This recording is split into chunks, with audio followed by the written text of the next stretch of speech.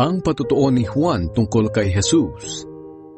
Pinapunta ng mga pinuno ng mga Hudyo sa Jerusalem ang ilang mga pari at Levita upang tanungin si Juan kung sino talaga siya. Tinapat sila ni Juan. Sinabi niya, "Hindi ako ang Kristo."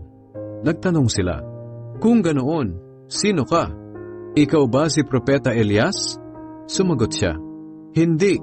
Tinanong pa nila si Juan, "Ikaw ba ang propeta na ipinangakong darating?" "Hindi rin," sagot ni Juan. "Kung ganoon, sino ka talaga? Sabihin mo sa amin para may maisagot kami sa mga nagsugo sa amin. Ano ang masasabi mo tungkol sa sarili mo?" Sumagot si Juan, "Ako ang taong binanggit ni Propeta Isaias nang sabihin niya, maririnig ang sigaw ng isang tao sa ilang na nagsasabi, tuwirin ninyo ang dadaanan ng Panginoon." Ang mga nagsugo sa mga taong pumunta kay Juan ay mga Pariseo. Tinanong nila ulit si Juan, "Bakit ka nagbabautismo kung hindi naman pala ikaw ang Kristo o si Elias o ang propeta?" Sumagot si Juan, "Nagbabautismo ako sa tubig, ngunit may nakatayong kasama ninyo na hindi ninyo nakikilala.